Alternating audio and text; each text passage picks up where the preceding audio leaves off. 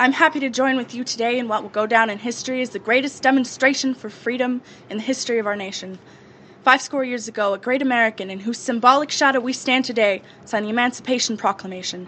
This momentous decree is a beacon light of hope to millions of animals suffering incredulous injustice at the hands of the fast food industry's factory farms. It came as a joyous daybreak to end the long night of their captivity. But 100 years later, the chicken, the pig, the cow is not free. 100 years later, the animals are still badly crippled by the manacles of satiate confinement and the chains of the consumerist America. I say to you today, my friends, even though we face the difficulties of today and tomorrow, I still have a dream. I have a dream for a healthy America, that one day this nation will rise up against the tyranny of the fast food industry and the utterly inhumane treatment of our food. I have a dream where Americans conscientiously treat animals for slaughter with respect. But we refuse to believe that the banks of benevolence are bankrupt. We refuse to believe that there are insufficient funds in the great vaults of kindness and respect of this nation. And so we've come to cash this check, a check that will give us upon demand the riches of grace and compassion.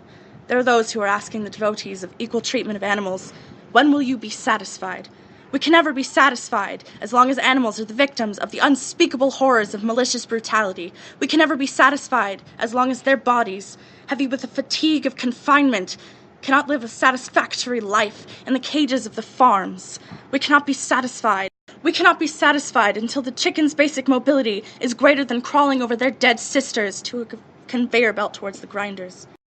We can never be satisfied so long as our cows only escape their imprisonment when they are fat enough to be led to slaughter. No, we are not satisfied, and we will never be satisfied until justice rolls down like water and righteousness like a mighty stream. And when this happens, and when we allow freedom ring, when we let it ring from every undersized enclosure and every mechanized death row, from every city and every state, we will be able to speed up that day when all of God's children, on 2 legs or 4, feathered or fur, human or animal, will be able to join hands and sing in the words of the Spirit.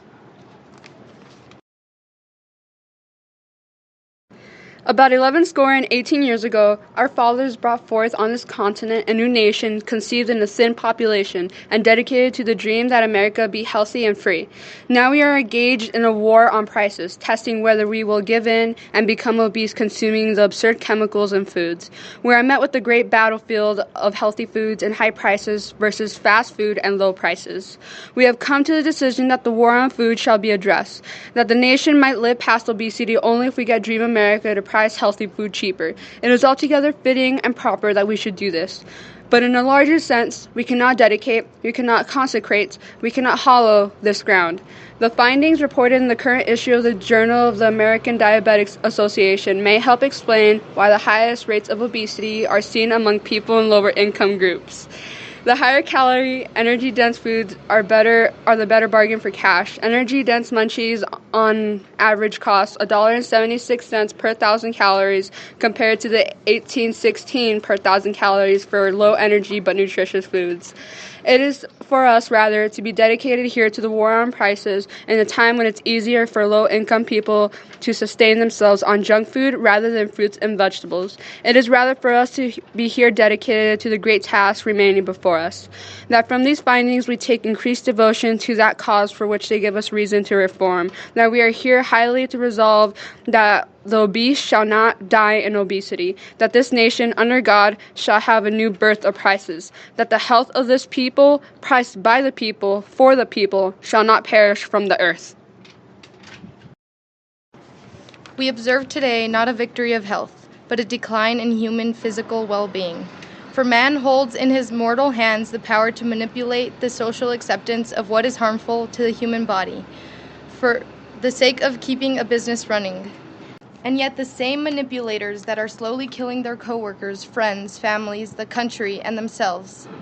We dare not forget today that obesity is the second leading cause of preventable death in the United States. Let the word preventable be an encouragement to solve this problem. Let every nation know, whether it wishes us well or ill, that we shall pay any price, bear any burden, meet any hardship, support any friend, oppose any foe, to assure the health and survival of the people. Divided, there is little we can do, but together we can encourage the increase of physical activity and the offering of healthier food choices.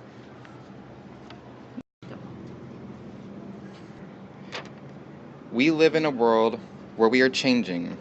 Allergies. Allergies are changing. Foods we eat copious amounts of today will not be able to be eaten as often in the future because allergies. Lactose, gluten, seafood. Even people who cut out meat out of their diet just to cut out meat. But the thing is, no one cares. They make what's cheap.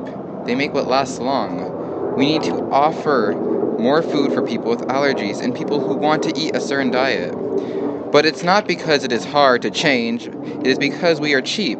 Yes, now gluten-free diets are expensive and difficult, but if we can change, it won't be expensive and difficult forever. In the end, we're cheap. We're obese because we're cheap. Because healthy food is expensive. Because unhealthy food is easy to make.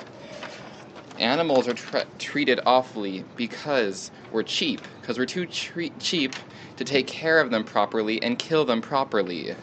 Because we're cheap, food's made in awful, awful ways. And we eat food that is just not good for us. We need to change. We need to change for a healthy America. An America where everyone eats food and they don't care how it was processed or made or what's in it because they know they can eat it and be happy.